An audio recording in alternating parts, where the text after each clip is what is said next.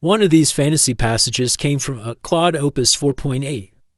The other came from Gemini 3.6 Flash. Both received the same series Bible, the same story outline, and one ordinary request, write chapter 6.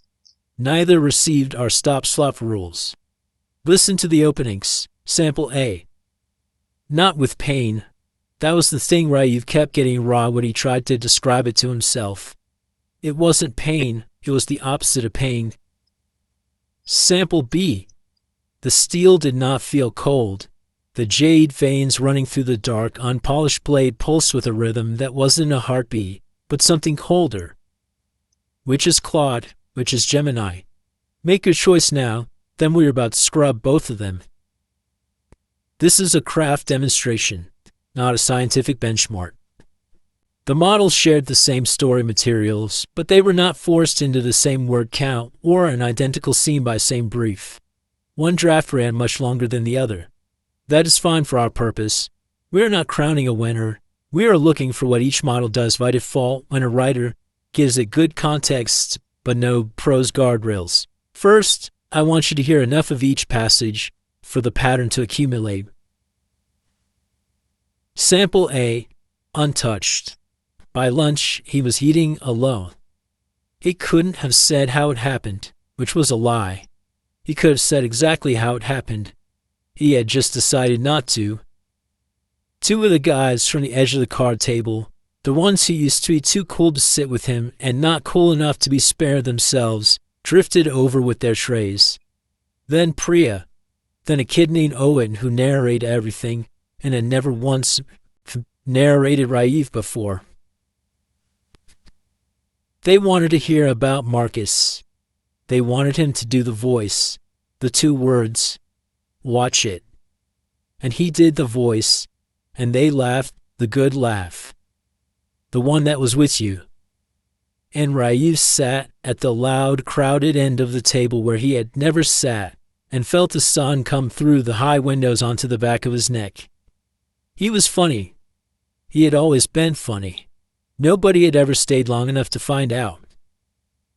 That was the thought that went off in him quietly at the table. And it was such a reasonable thought, and it had a hook in he couldn't see. He believed it completely. It was even a little bit true. That was what made it dangerous, and he would not know that for a long time. Sample B. The steel did not feel cold. Ryuv sat on the edge of his bed, the bedroom door locked with the brass-turned latch she'd fixed himself last spring. Downstairs, the muffled, steady thump of the television drifted up to the floorboards, punctuated by the high-pitched marked thwack of Reimu's plastic sword hitting the couch cushions. On Ryu's knees lay the tachi. It was heavier than anything made of metal had a right to be, yet when he lifted it, the weight didn't strain his wrist. It anchored him. The jade veins running through the dark, unpolished blade pulsed with a rhythm that wasn't a heartbeat, but something older, a low, resonant hum that lived behind his teeth. You draw too often, child. The voice didn't come from the room. It came from the base of Ryu's skull, deep and worn, like heavy oak dragging across stone. I didn't draw it, Ryu whispered. I'm just holding it. To hold it is to ask for warmth, Sukumio said from inside the steel. And the steel does not warm without taking the wood that feeds it. Ryuv ignored the warning. He let his thumb rest against the suba, feeling the tiny invisible electric prickle where his skin met the guard. It was the first time in 12 years that he didn't feel small. Lock in your answers. Sample A was Claude Opus 4.8. Sample B was Gemini 3.6 Flash. Both also gave us a different cluster of recognizable habits. One model wants to explain the wound until you admire the diagnosis. The other buys ominous in bulk. Opus 4.8 is good. Its biggest problem in this draft is not it fails to understand the scene.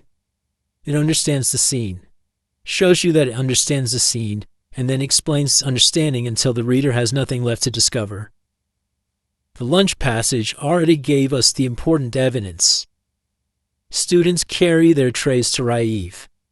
Owen included him in the running commentary. The laughter is finally with him. Sun touches the back of his neck at the crowded end of the table. That works. Then the narrator explains. He was funny. He had always been funny. Nobody had ever stayed long enough to find out.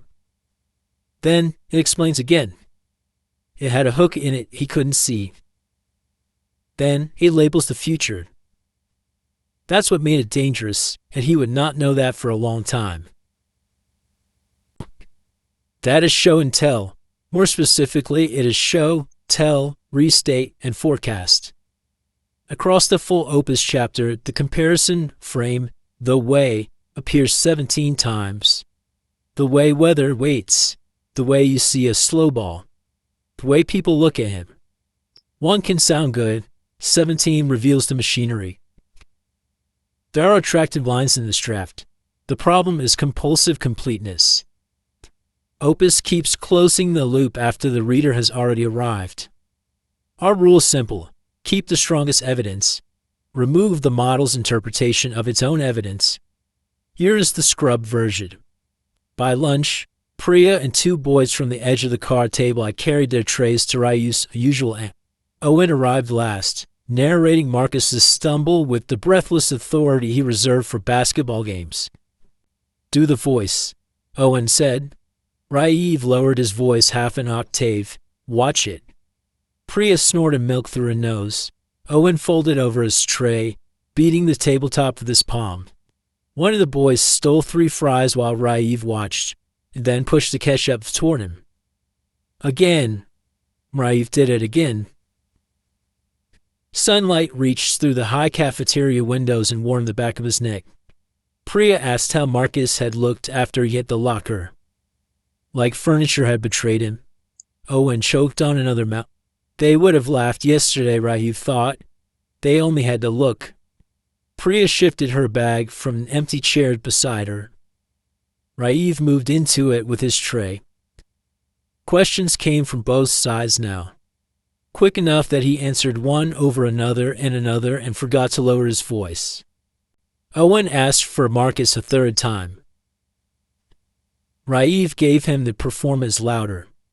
The story did not change. Raiv is still happy. He still makes the dangerous mistake of believing these people would always have valued him if they had bothered to look. But the narrator no longer steps in front of the scene to announce the tragedy. Raiv simply gets louder. That is enough. Gemini 3.6 Flash leaves a different fingerprint.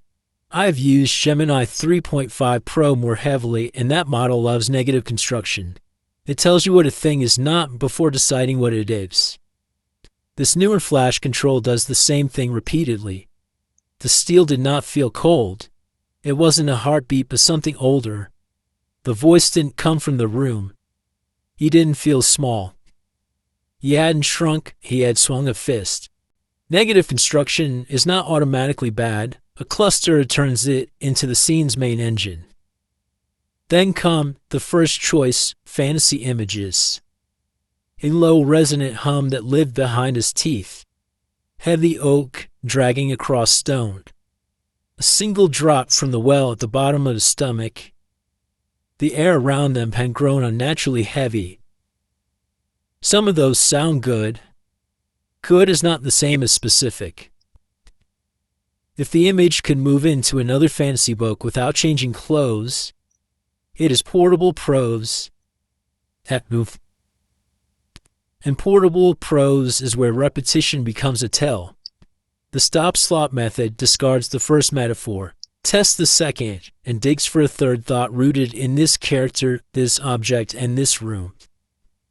Gemini also compresses Raiv's confrontation at school into a report, then labels the result in intoxicating golden warmth, a terrible, wonderful high. That sentence tells us what to feel. The sentence should show us what Raiv does, because he wants that feeling again. Here's the Gemini scrub.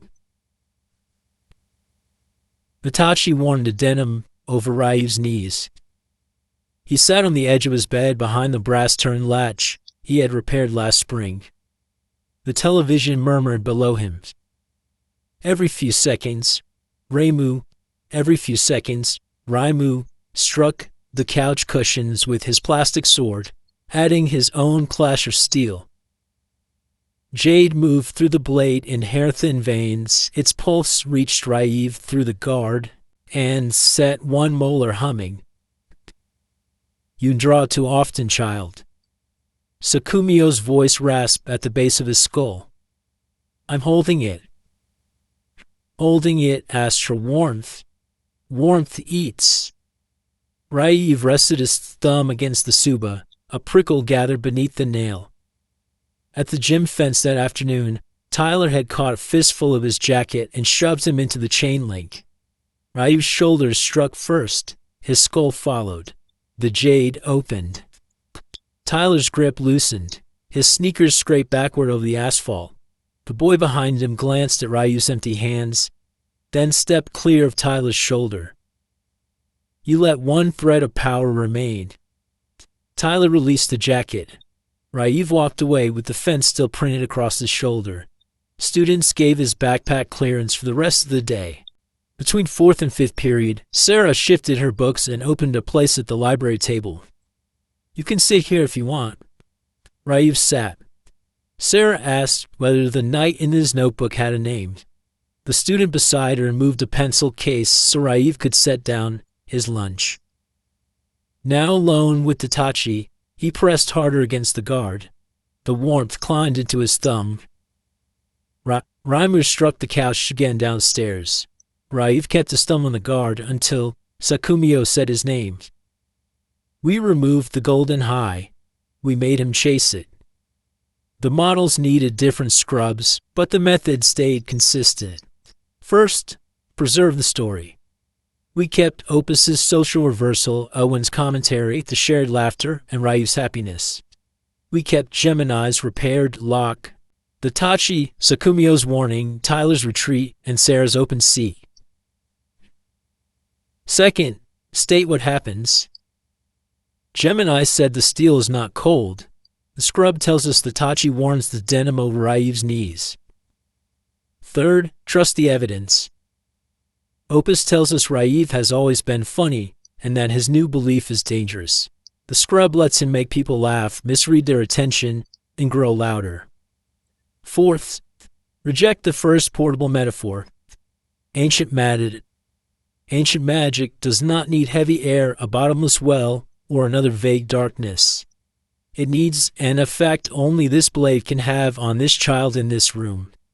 Keep the story. Remove the model's need to congratulate itself for understanding the story. This does not prove that every Opus passage will over-explain, or every Gemini passage will define things through one phrase proves nothing. A repeated cluster is the useful evidence. The real lesson is that different models have different default exits.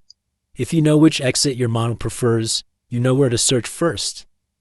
And if you give it the guardrails before drafting, you prevent much of this work upstream. The untouched Opus and Gemini drafts, the marked excerpts, and both the finished scrubs are linked in the description. Read them without our highlights and tell me this. Which raw sample would you have trusted more? A or B? And which sentence in either scrub still sounds synthetic? Let us know in comments. I'm Shane Mercer. This is Sound Human.